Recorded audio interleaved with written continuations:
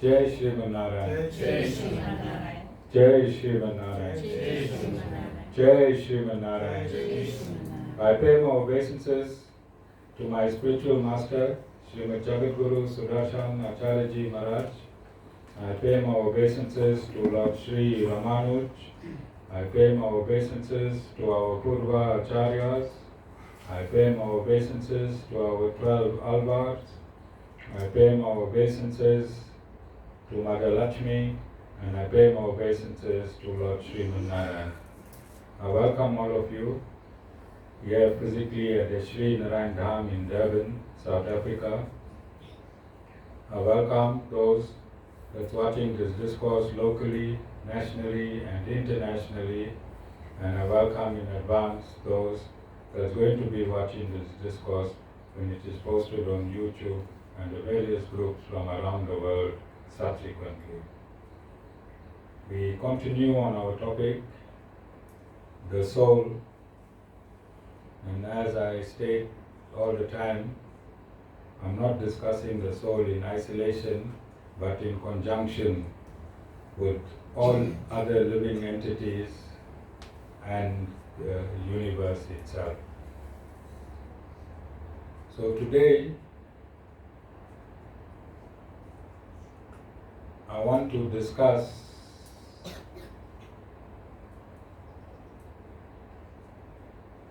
the soul and karma. Karma means merits that the soul merits and demerits that the soul acquired in the past life and lives before that which have not fructified. So each soul takes this birth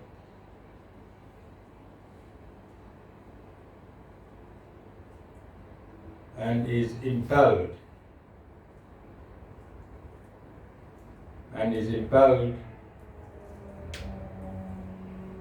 by its previous lives' accumulated merits and demerits.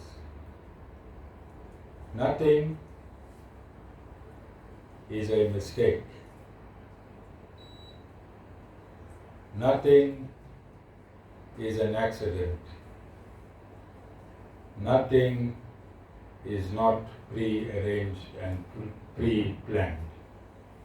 Everything is in a constant, constituted way of life for each individual soul. Have you seen accidents?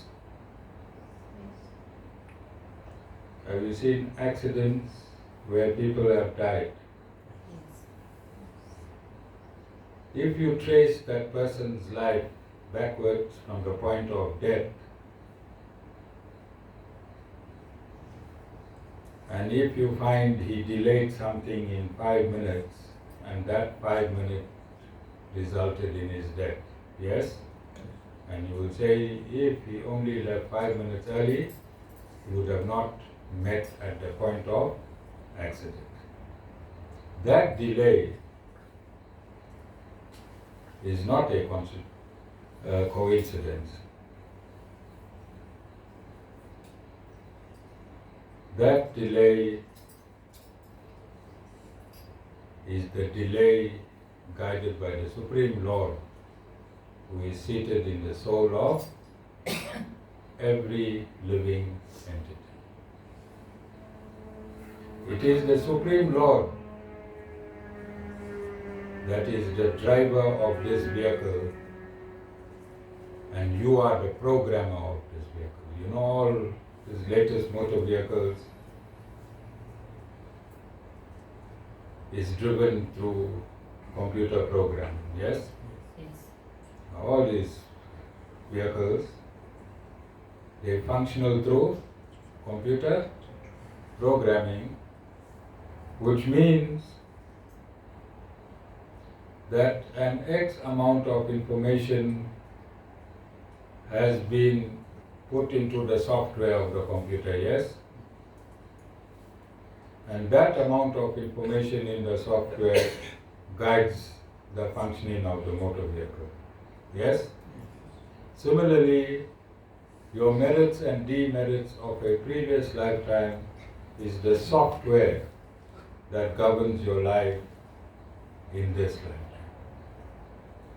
Nothing is a mistake. And the Supreme Lord Himself, the Supreme Lord Himself ensures that every merit or demerit you are paid or you are merited with. He sits in your soul. He is there all the time. There is no mistake. If you were to be in that accident, you will be in that accident. If you are not meant to be in that accident, you won't be in that accident. But there is a reprieve. There is a reprieve. And that reprieve is to follow a bona fide spiritual master through full surrender. And it is scientific. It is scientific. Every human has 5 bodies. Every human has 5 bodies.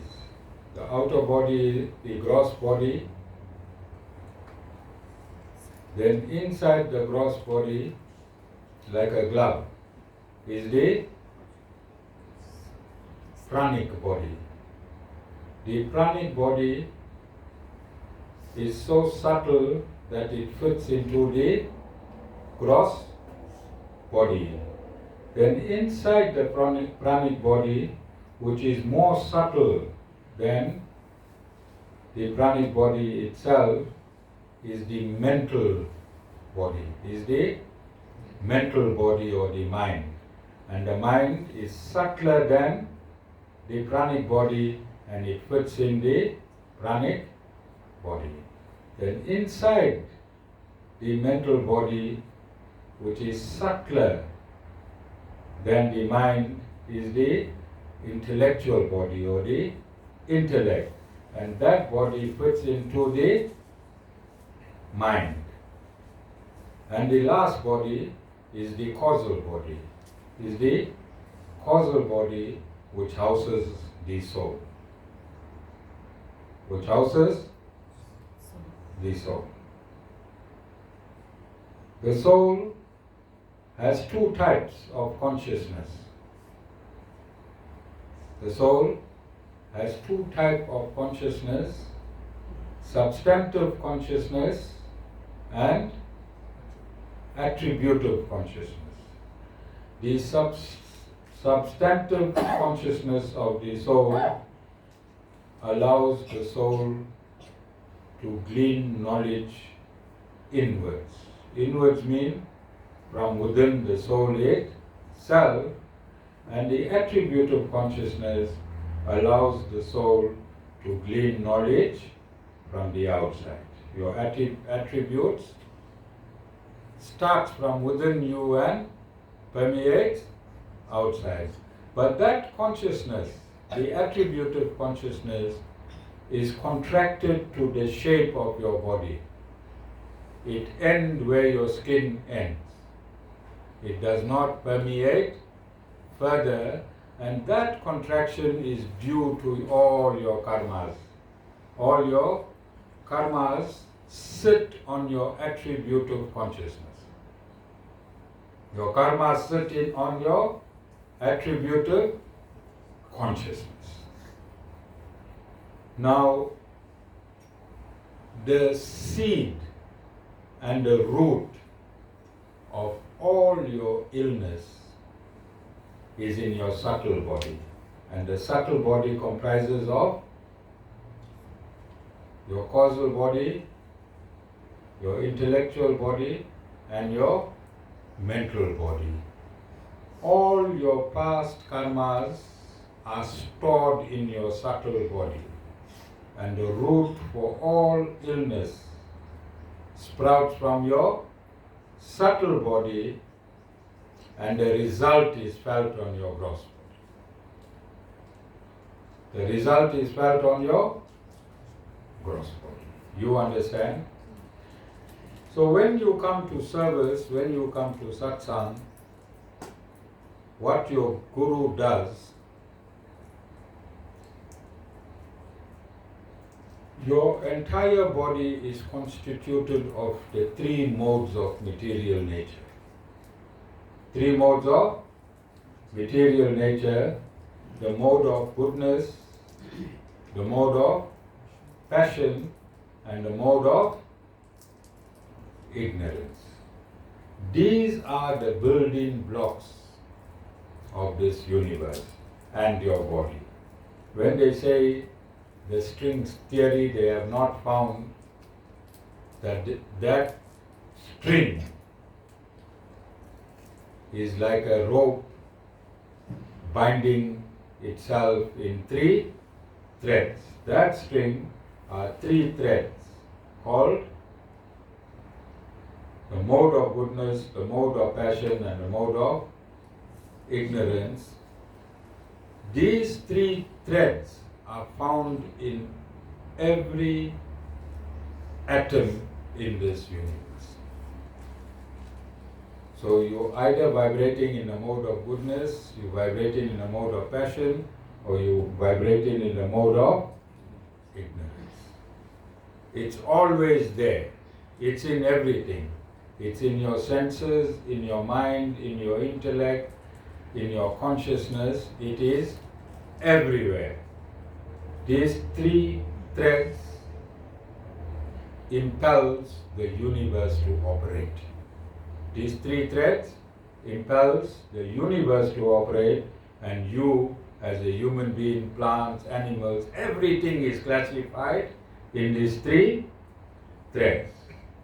And one day, I hope that material scientists can find these three threads existing in material nature. It will be a great boost for medical science. It will assist medical science, and it will bring illnesses and human suffering.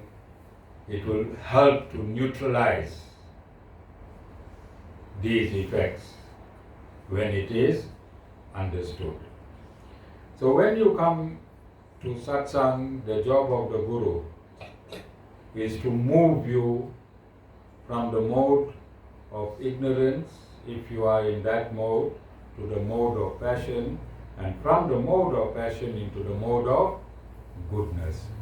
Anyone who is in the mode of goodness does not suffer any illness.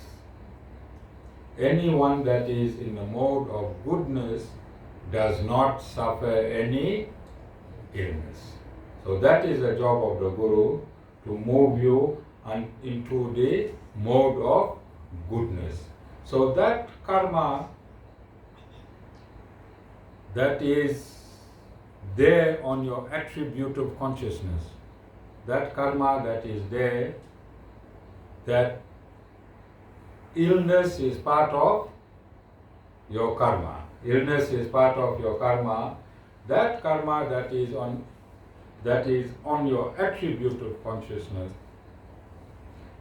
that karma can now be dissolved, because you move it from a state of either ignorance and passion to a state of goodness. When you are in the sattvic state, you have heard of the word sattvic, you have heard of the word rajasic, you have heard of the word tamasic.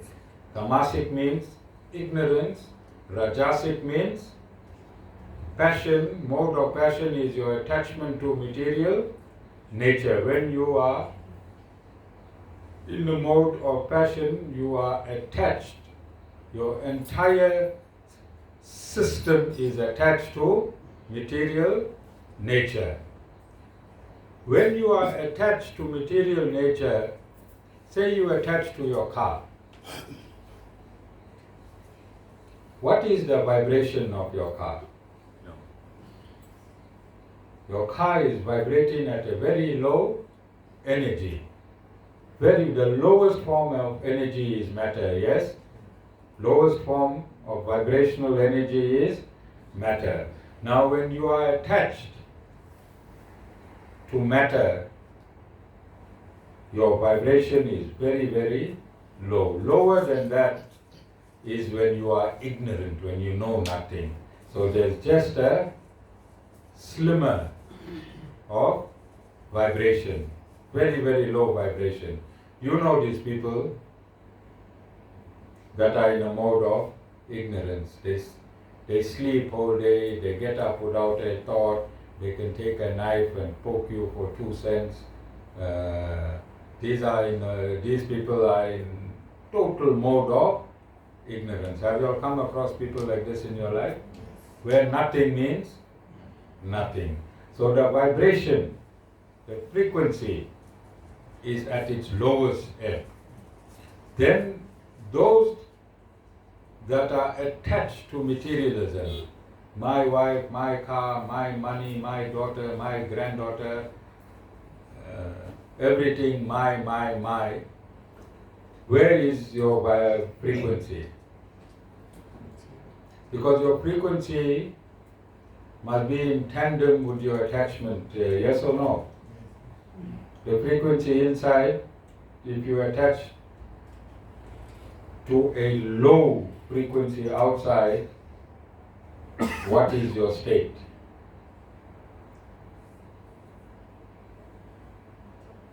You are impelled by a very, very low frequency. When you break these attachments,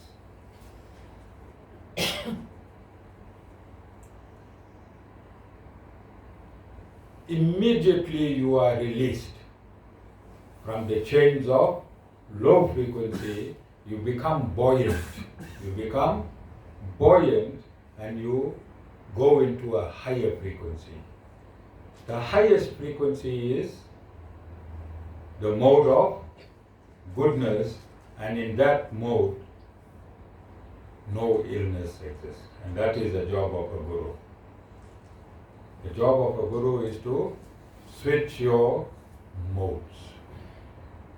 Those modes are within you. That software is yours. That karma that is living on your attributive consciousness need to diminish. And as that karma diminishes, your health increases.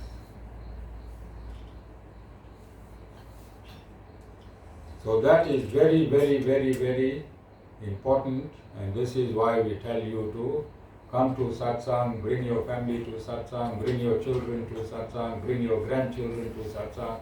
If you bring everyone to satsang, the guru can deal individually with you. You can't go to, we have these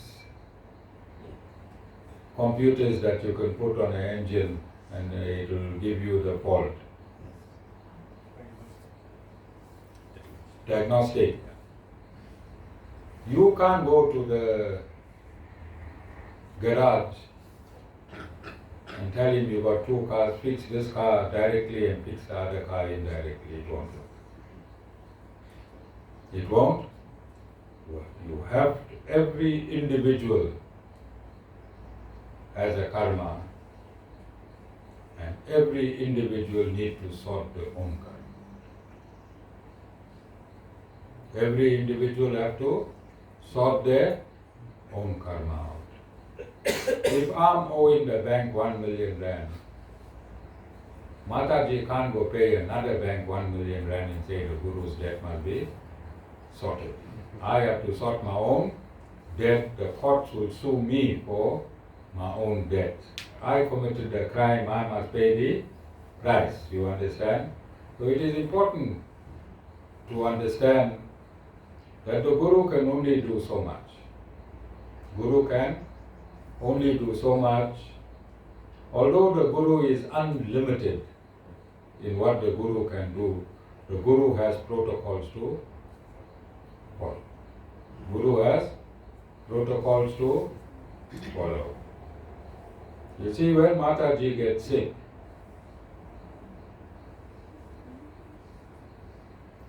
I can touch her head and fix her up immediately. Past 3 weeks she's been in a room, all of you know. She goes to the doctor, and I think she's been over-medicating herself. We'll have to take her to rehab. Okay? But I cannot interfere in her karma. If Mataji is ill, whose karma then? Huh? Mataji's. You understand? She needs to sort her own karma out. That means she is not 100% in her spirituality. She needs to find out where she is running short of her own spirituality, and she needs to get that fixed up. Guru can do an X amount, I can show her the way, I can show her the scripture, I can teach her, but I can't go into her and remove her karmas. I'm not allowed to. Guru cannot be biased. If Guru is biased, this universe is running through a mathematical equation, you know that? This entire universe is running through a mathematical equation. If I favor Mataji, what will happen to the mathematical equation? It won't balance. And you think God will forgive me for that? Yes.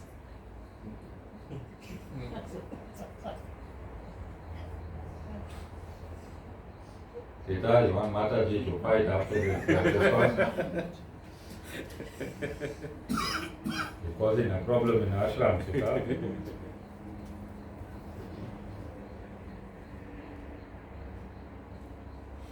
So I want to quickly, in fact Mataji said I must do this topic before end of the year, and since this is the last satsang, I'm going to attempt to do this topic. And I want you to understand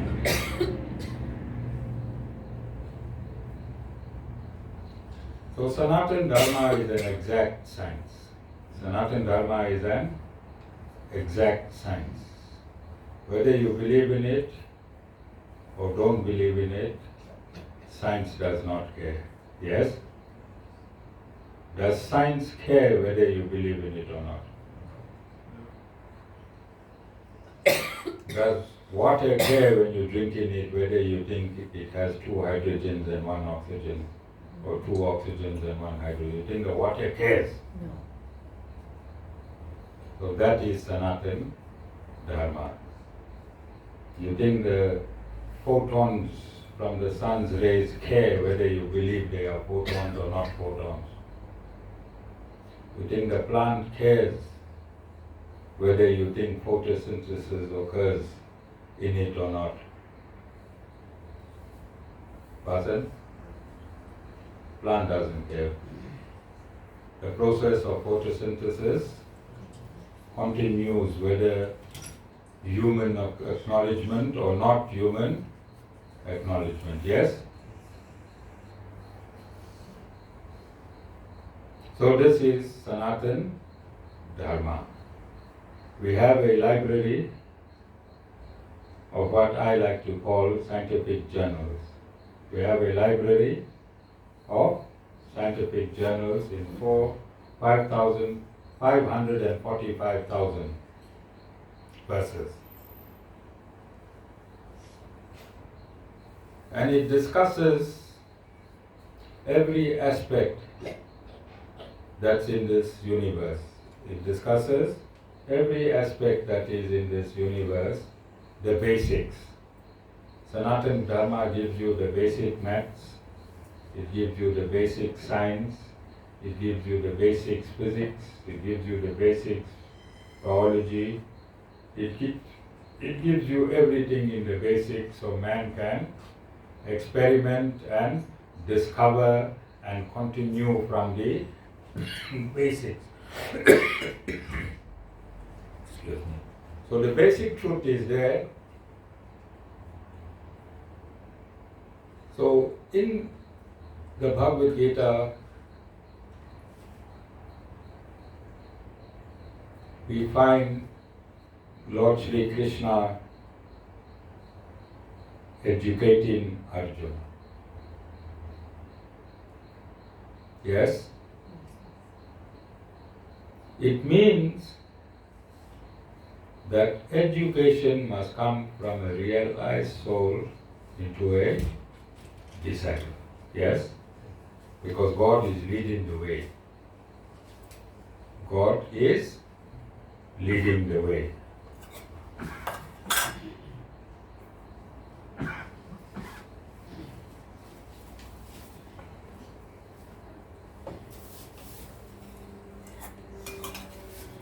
It is stated that your last thought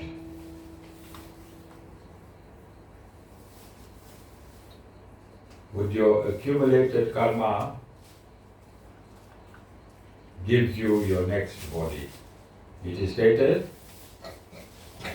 the last thought with your accumulated karma for that lifetime will give you the next body. So what the Guru does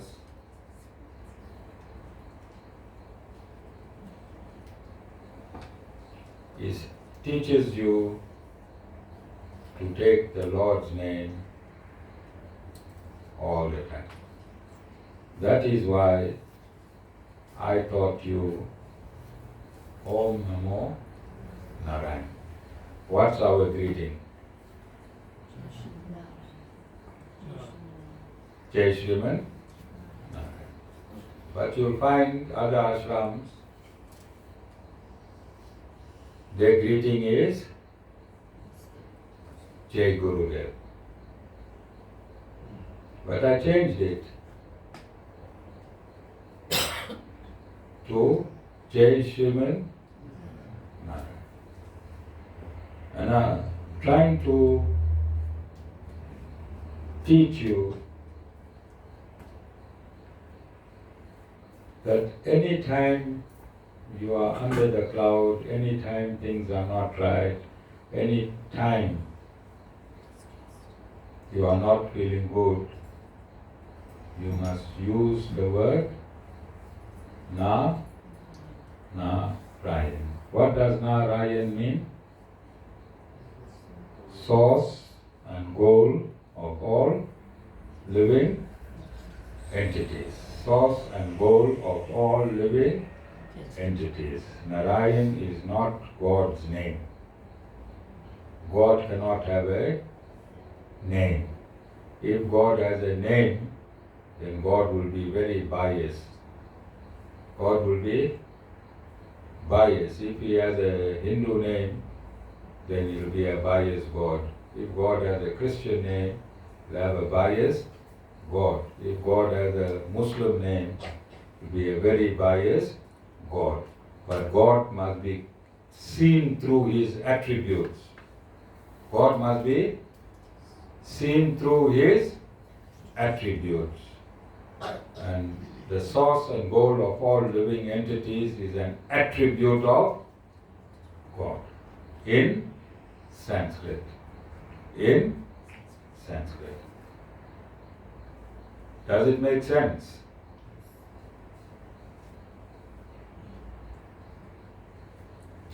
So, what does Puranas mean? This is a Srimad Bhagavatam.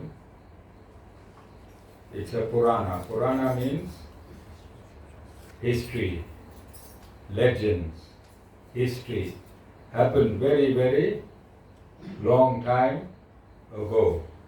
So if I am a lawyer or if I'm a judge, I like judge. Prince?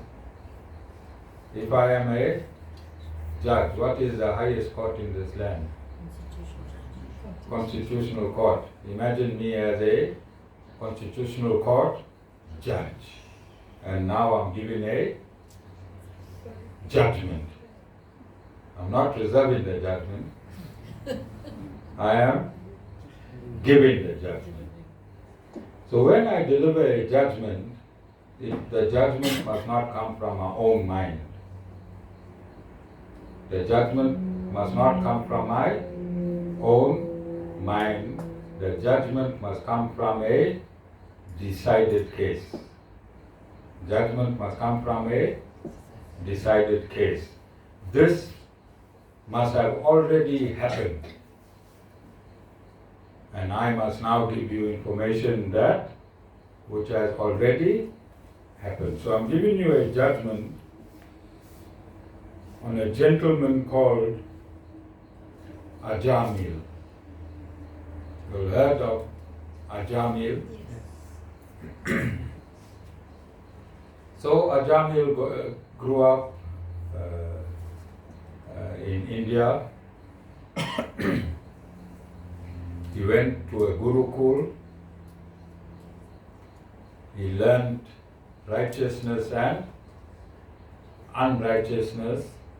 Prince, you're going to enjoy this. Maybe we'll call you Ajamila. Prince Ajamil. Yeah, what a good name. See, Mataji got your name already. Ajamil Ramanuj Das. Prince, if you think coming to the ashram is easy life, you'll be mistaken because I had about over 1,000 people. Can you see 1,000 people here? Look around.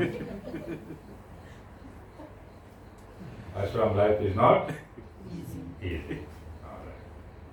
So this Ajamil, he went through the normal processes of being a Sanatan Dharmi. He went to Gurukul, he learned the Vedas,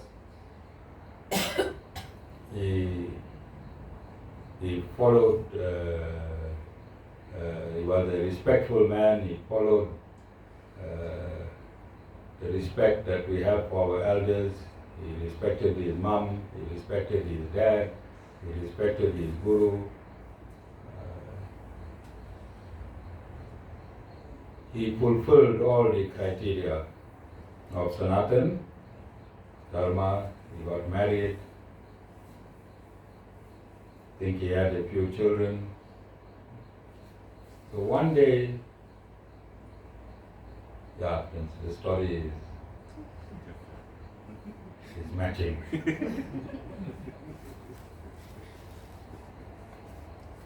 So one day they were having a prayer. And he was asked to go bring some flower from the garden. And when he went into the garden, he saw an intoxicated couple in a romantic state. He saw an intoxicated couple in a romantic state. Prince is all ears now, I can see you.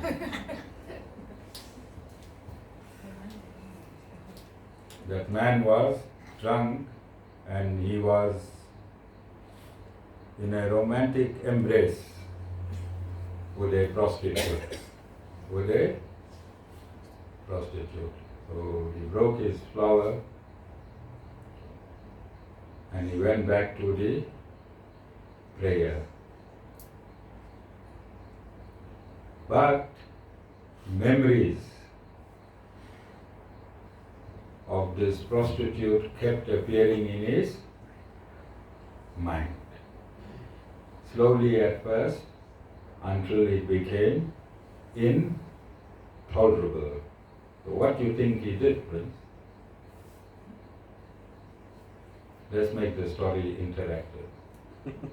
Maybe Prince was Ajamil in that previous incarnation.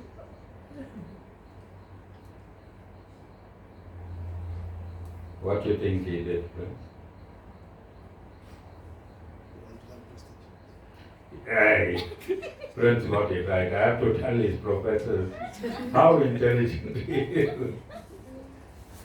Prince, you don't have to do a paper, straight PhD for you, my boy. Just to that one question, Prince said he went to that prostitute. Yeah. So he left his home, he left his education, he left his parents, he left everyone, and he went and he started living with this prostitute. He then, at a very advanced age, I think 80, I'm not too sure. I didn't read the story, I'm just giving you from a background that I read many years ago. I think he was 80. He had a son who was 2 years. Who was? 2 years.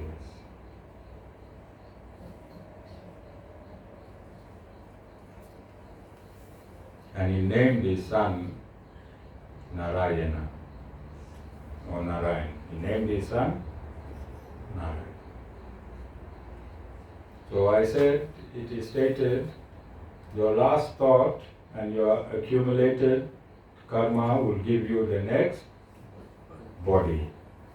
And when I stated this before, I said, if you love alcohol and you died thinking of alcohol, if you are a good man, you did charity and you did all of that, and if you loved alcohol and you died thinking of alcohol, you might, in your next birth, you might be the owner of a brewery or a bottle store, depending on your good merits.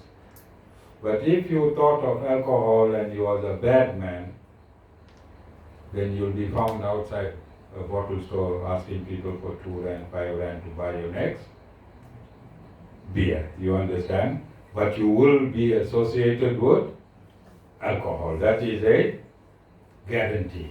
You will be associated with alcohol. That was your last thought.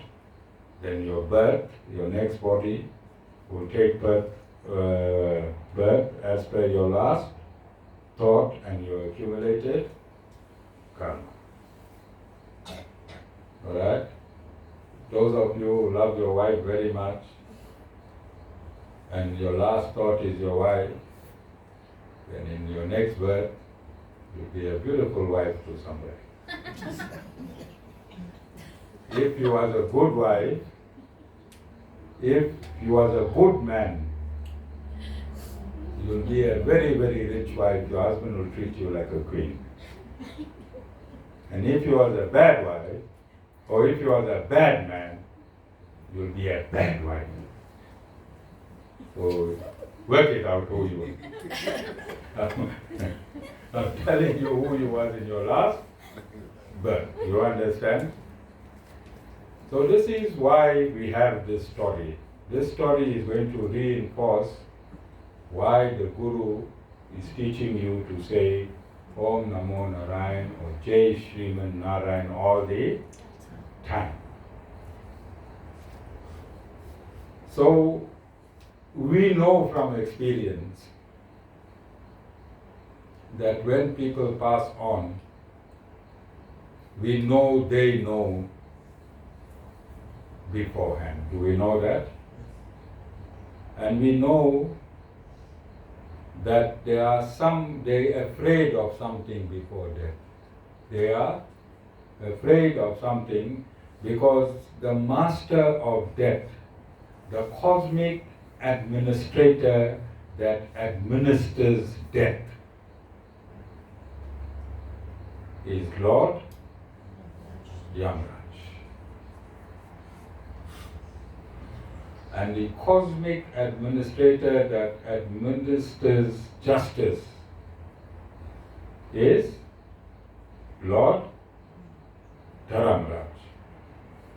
Alright? So Yamraj, and this is why I say we have 330 million cosmic administrators. Yamraj does not come from his abode, Yamalok. He does not come from his dimension to pick you up. He sends his people that are called Yama Dutas. Yama Dutas, they come and pick up the souls. So have you heard that in past life regression therapy, some, I don't know if you're going to call it scientific, but there were many experiments done, and the souls always say that a guide came to pick them up. Friends, research, in every one of them, it is stated that a guide came to pick them up. That guide is either from Vishnu, Lord Vishnu or Vishnu Dutas, or from Yamraj or Yama Dutas. So 99.99999% satisfied, Yama Duta will come and pick you up. You're still eating meat. Alright? Who will pick you up? Yama Dutas. 99.999%, but it's not about meat. It's about your righteousness and who you are. You will see in this story. Alright? So when you are picked up by Yama Dutas, you still belong to karma. You still belong to karma, and when you are picked up by Vishnu Duta, it means you are liberated. You're going home. You are going home. So the Guru prepares you here to be picked up by Vishnu Dutas. So we had two devotees that passed on from this ashram. One was Ravi. How many of you attended Ravi's funeral? Only you, wasn't? Alright. You all saw his face. You all saw his face. Was it peaceful? Absolutely peaceful. And the other devotee was Ragni. Satish, I think I must just explain Ragni to you. Ragni was married to a white man, yes? Yes. Yeah. So I had a small shrine there in Westburg. And Ragni, we used to have a Sunday service, Sunday Aarti. Just Aarti, and we used to eat the whole day, from 10 o'clock until 10 at night. Remember, Vasan? Devotees will just cook the whole day. Remember Nilendra? Yeah, and then that one family, they would only leave at 10. Alright?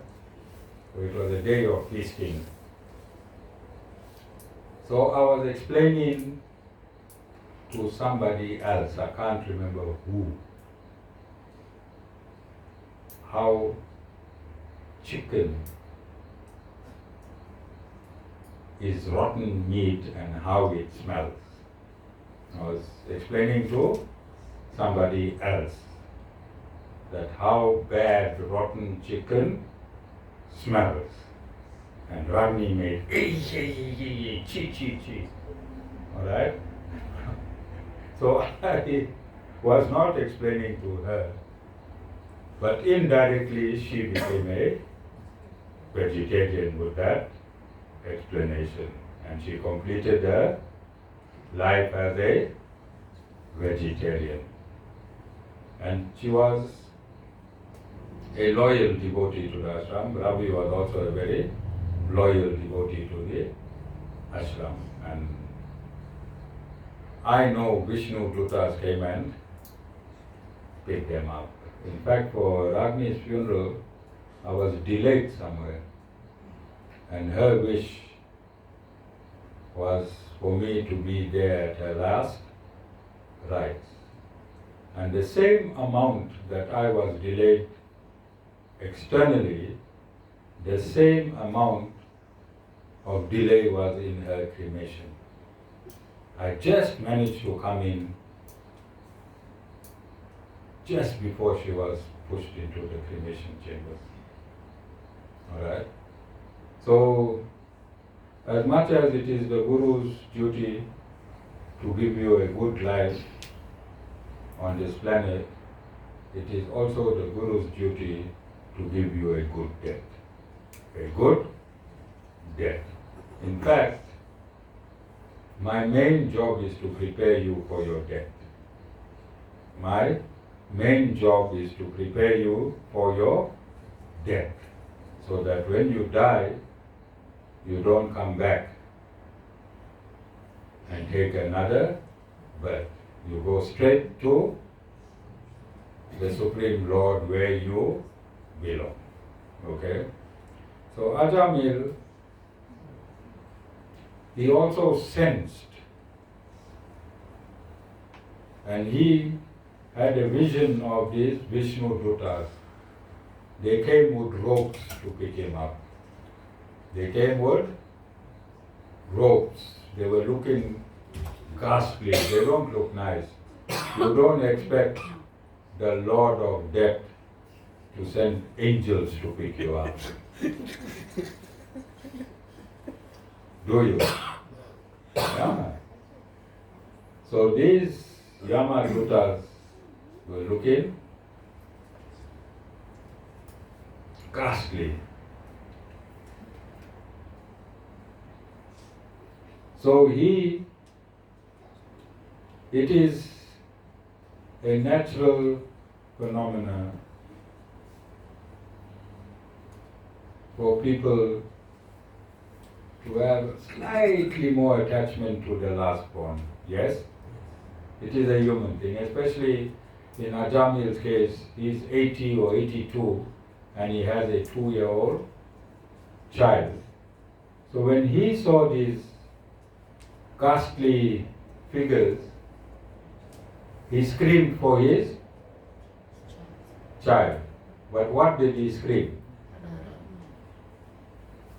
So, a person at his last breath, if they mention the Lord's name,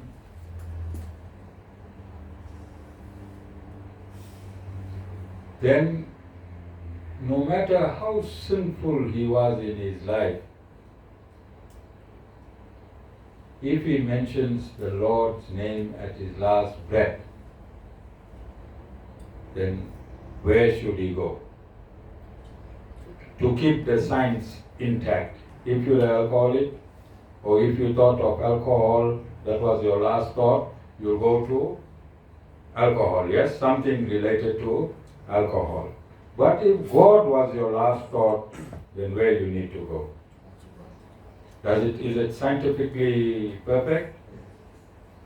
It doesn't matter whether you call God's name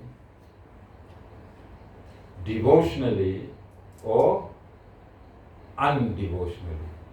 As long as you call God's name. I said life on this universe is mathematical. What is the equation? God's name. It doesn't matter that he called his child. That he called his child God also lives inside your soul. So would God know when it is your last breath? Would God know when it's your last breath? So if you called out His name, He is witnessing it in your soul. And when you called Narayana, what you think is God's duty? To send His men. So Yamraj sent his men, and Lord Narayan sent his men. And this great sinner, Prince, don't take a chance because you don't know when's your last breath. That is why I teach you. So if you take his name 1 billion times before it is your last breath, it will come naturally. Prince is thinking he can go back to that old life. There in Marisburg, when he's 80, then he'll start remembering Narayan's name and he'll get liberated. No, Prince, don't think like that. I had a chairman here once.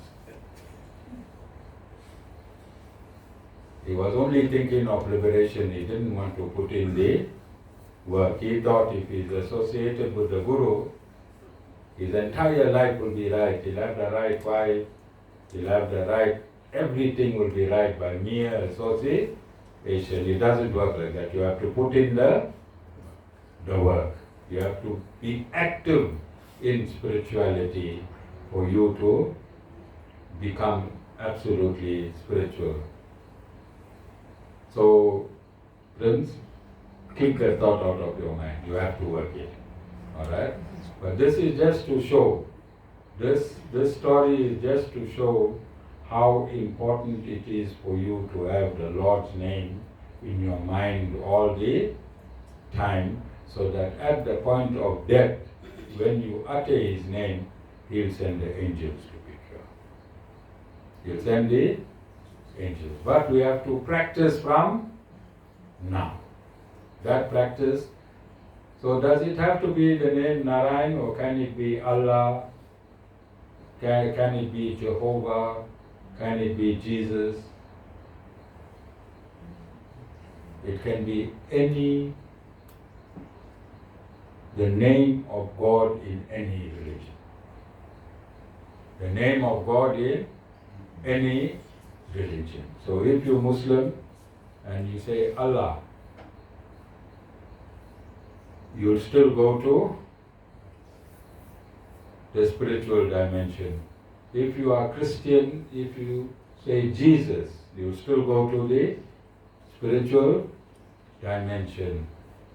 Whichever religion you belong to, it is your duty to call out that name of that God from there.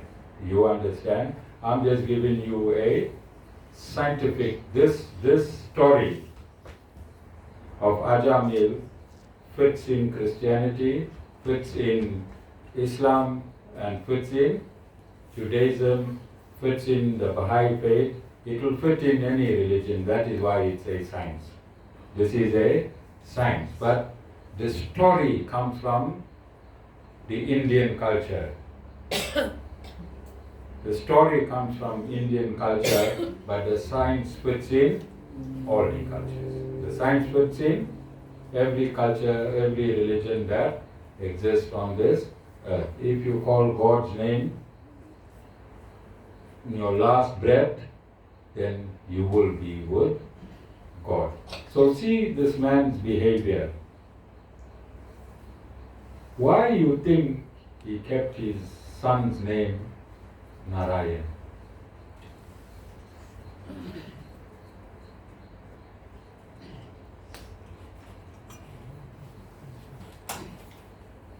Why? How did he know of the name Narayan?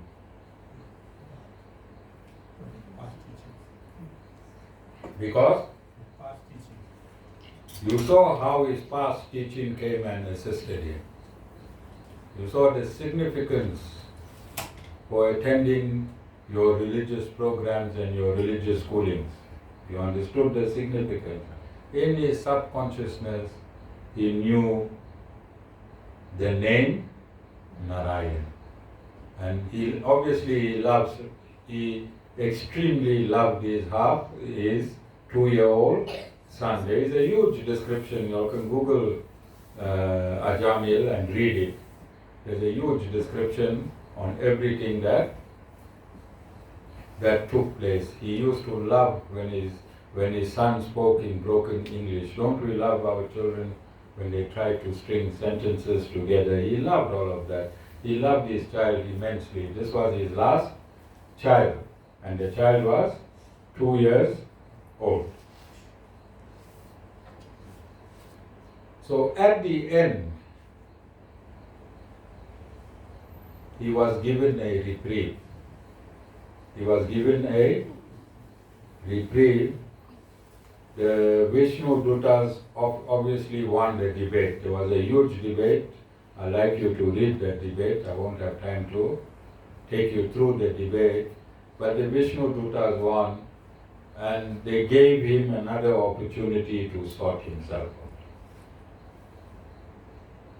So he went to the Ganges, he became righteous, and when he left his mortal coil for the last time, he left as a true Vaishnava. But it is here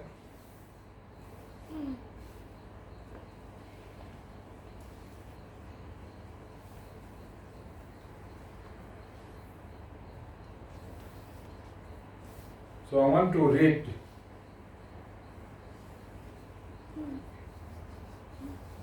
an injunction that came out of this story, which is very, very important.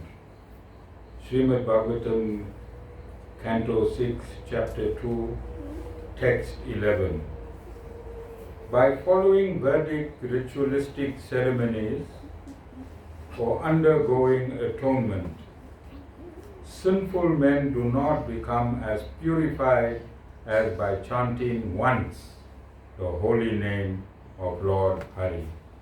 Although ritualistic atonement may free one from sinful reactions, it does not awaken devotional service, unlike the chanting of the Lord's name, which remind one of the Lord's fame, quality, attribute, pastimes, and paraphernalia.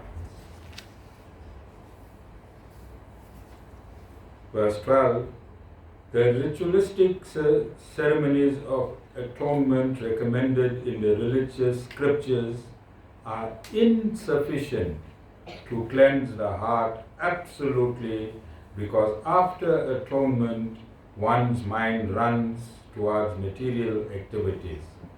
Consequently, for one who wants liberation from the fruitive actions of material activity, the chanting of the Lord's mantra of glorification of the name, fame, and pastimes of the Lord is recommended as the most perfect process of atonement, because such chanting eradicates the dirt from one's heart completely. So these are the Vishnu Dutas now that is speaking, who came to take Yam Rajas, who came to take Ajamil's soul. So all these rituals you see in Sanatana Dharma today is not condoned in the scriptures, because let's look at a kata. Who's doing the next kata and chanda? Sulu? Not doing. Okay. I thought you were putting your hand up. Anyone doing a kata and chanda soon? Let's look at a kata and chanda. Okay. You all did kata and chanda previously, all of y'all? Most of y'all? Let's look at a kata and chanda. the householder. Let's look at the husband and wife. That is, husband and wife. I'm talking to all husbands and wives there. When you're doing a big kata and janda at your house. You know what's a kata and janda, man? It's a ritualistic ceremony where they raise a pole. You see poles with red flags in Indian houses? Yeah, that's that prayer. And Indians love to do that prayer. Alright? They save all their money. They'll fast for maybe 2 weeks. Some of them will paint the house. They'll do a whole lot of things. They'll invite the husbands, will invite all the brothers, the wives will invite all the other side of the family. And then now we're doing this big kata and chanda. So the husband and wife will have to sit and partake in the ritualistic part of the ceremony. And then you get these great pandits, they are the priests. They'll negotiate a price first. Okay? No, you're having a kata and janda on Sunday, and maybe 2,500, 3,000. So that is their price. Wife will be very, very excited. God is coming home. Who's coming home? God is coming home. So as soon as the priest walks in, wife overly excited will give the priest tea, water, whatever the priest wants, because they believe the priest will bring in God. He is the main connector to God. But the priest only came to collect his 2,500. He just came to collect his 2,500. He'll come there and he'll make a noise because the setting is not right. His mango leaves are not in place. His lotas are not in place. They're satisfied, busy putting the tulsi all over. Not tulsi, what's those long foods? The priest chatai. And then everything starts. Now the wife is looking at the driveway. Wife is looking where? Driveway. This person didn't come, I'll show them. That person didn't come, I won't go to their function. Husband, brother came drunk, he'll see. Right? So what's in the mind? What is happening around? All negativity, and the priest is busy eating his shortcut. He was on page 1, he saw the wife not interested, he flipped to page 4. And they're moving, he is in his own language. And next you know, he said, I put some water here, put some water on your palms, drink it after 3 times, achaman, achaman, and they carry on. What happened to the entire prayer? Was there any devotion? No. Because where was the concentration? Hmm? Who never come. On who never come, and how they won't go there. Yes? Extra wrote. But I like how they do this prayer. They spend so much of time making road, making puri, making halwa. That same energy, I'm saying, save it. What you must do? Save it. Just say Om Namo Narayana. Your whole kata is done without wasting, without giving the 2,500 to the priest, without hiring a maki, without so much of how many words? Om Namo Narayana. What happens to your heart when you say Om Namo Narayana? Or you say Lord Jesus Christ. Or you say, Oh Allah. What happens to your heart? What feeling emanates from your heart? And when you sit there in that blistering heat, remember after a while the oven gets hot. Then you start opening the side of the maki.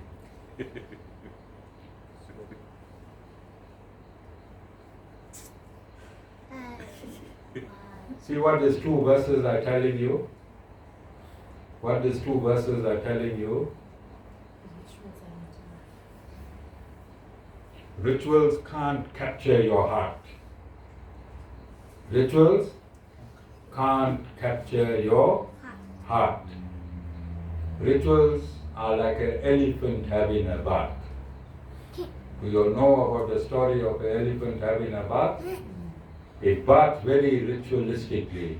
It goes in the river, big, fat, 1,000-ton elephant. It uses thousands of liters of water to have a bath. It will make sure every grain of sand is washed off its body.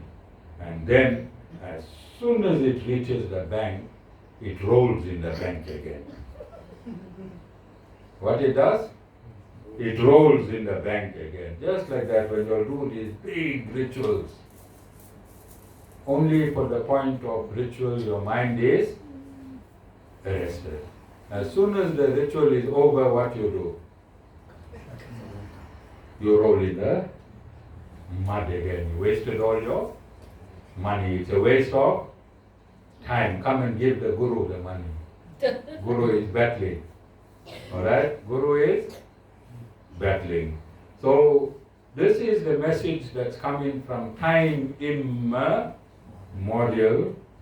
If you never hear it before, you're hearing it now, it doesn't mean anything. It doesn't mean anything. Whenever you get the knowledge supposed to penetrate you fully, immediately. If a cave has been in darkness for 1,000 years, if a cave has been in darkness for 1,000 years,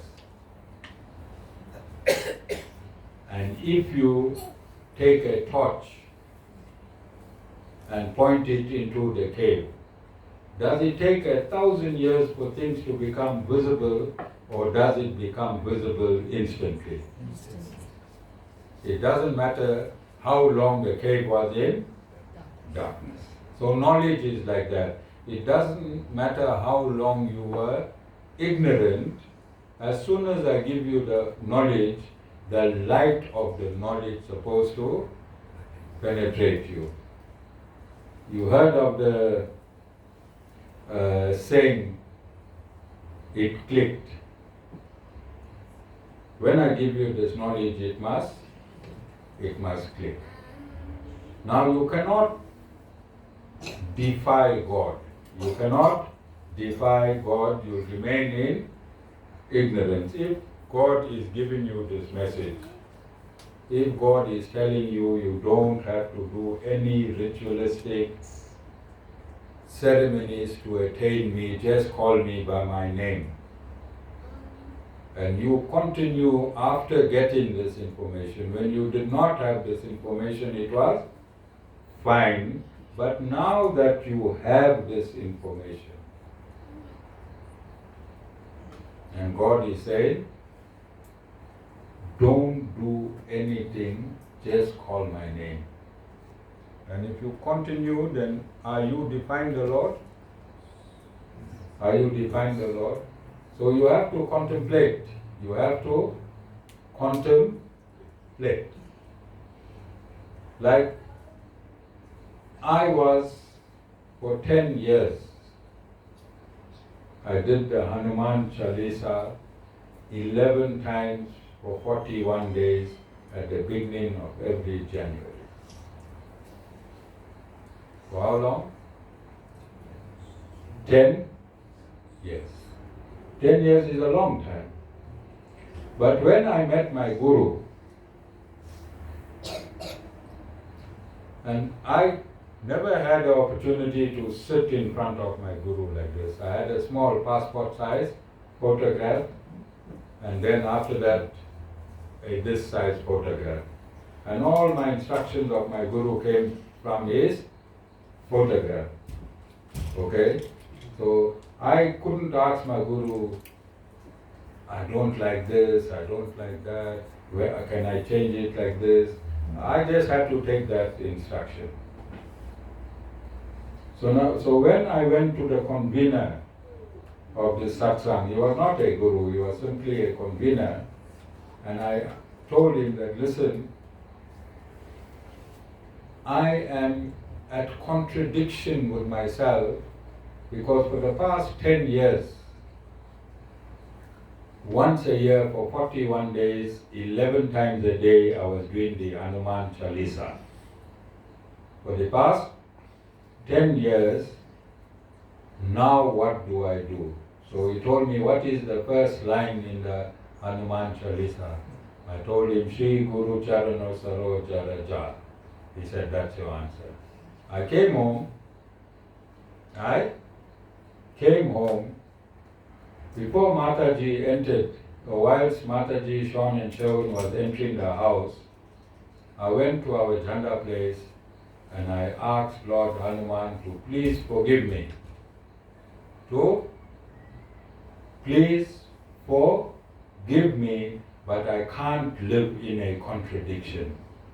I followed you for 10 years.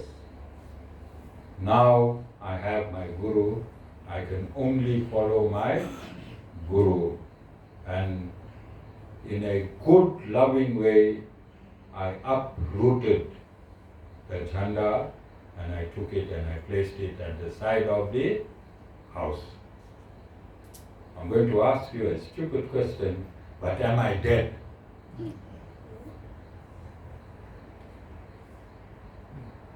From that day up until today, what has happened to my status as a human being? At that point in time, when I did that, I was in my first week with my Guru. How long? First week with the Guru. Today it's 14 years later. And now I am teaching what my Guru taught to the world. Did Lord Hanuman kill me? I'm still alive? Yes. You think he's powering me? Yes. You understand? All of you understand? So to leave something for something better,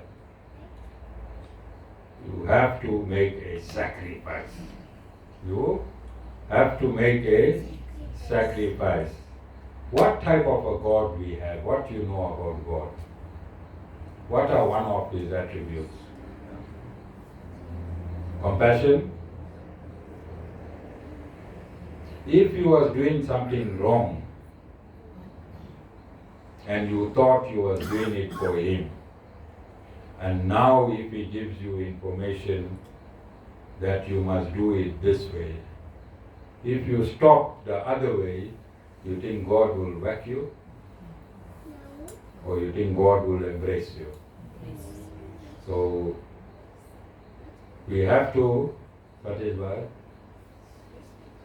We're coming close to the chicken story. Alright? Vasan must talk to Satish Bhai about the chicken, so that one day him and Jessica can wear the same outfit like how you and Nadine wearing. How nice it.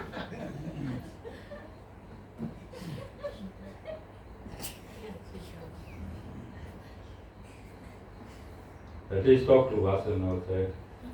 He was not as bad as you.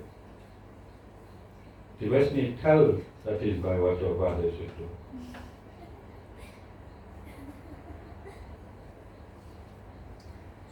You should hold a rooster's neck on the side of the pavement and cut its neck.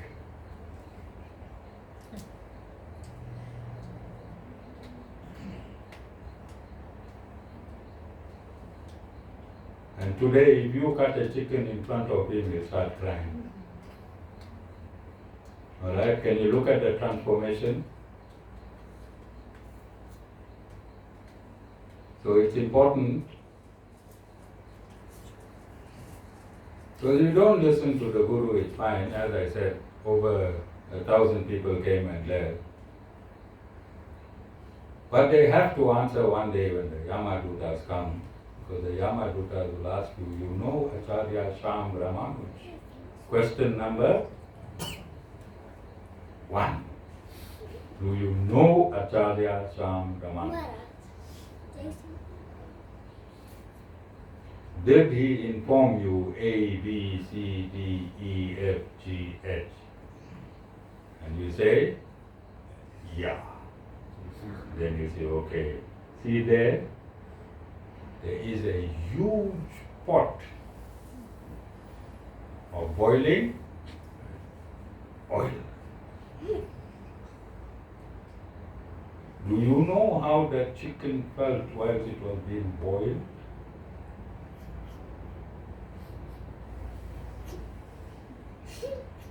And then the Yamadutas will take you and throw you into the pot of boiling oil. So remember what the Guru is saying, in a good way. In a good way. Because let's be scientific. Newton's law. Newton's law. What is Newton's law?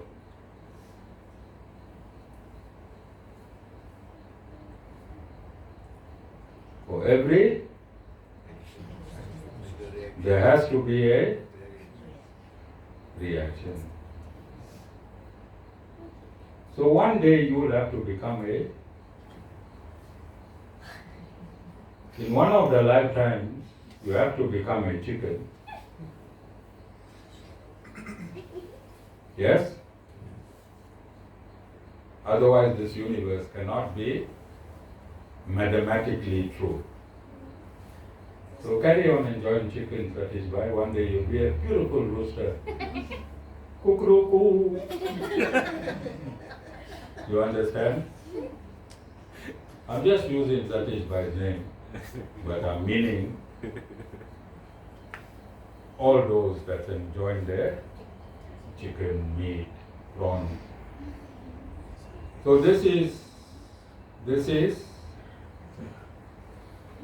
why you come to this type of satsang. Many people did not want to leave their chickens and leave all the things, and they left. You can't come to satsang and not comply. You can have a few years. I took 5 years to leave meat. Meat was the last thing that I left from all the things I left. So the very first year, I left alcohol because I wanted my mind to be sane, because now I was with my Guru. First thing I left was alcohol in 2008 when I met Guruji. 2013, 3 days before going to India, I left meat. That is 5 years. In fact, I wanted to eat meat on the plane, because we went Emirates, and I said when I jump off in Delhi, then that will be my last meat. So I was worse than you, Prince. Right? Prince thinks he is bad. 3 days before going to India, I left meat. So it's not an easy thing, it's a hard thing. But I finally had to leave it. I had to leave it. I think 1 year before going to India, I left cigarettes. I was smoking a lot, about 100 a day. All right. So a year, 2012, I left cigarettes. So when I'm imposing upon you, I'm imposing with love, because I've seen the other side, and I was worse than you. I had more chickens than you at Satish Bhai. So I was worse than you in all aspects, but I had to leave, which means you have to leave. Alright? So this year, May, is initiation. And I can see a whole lot of people, Avi, Rashmika, Prince, Satish, who else? Yeah, quite a few people will be initiated this year. made.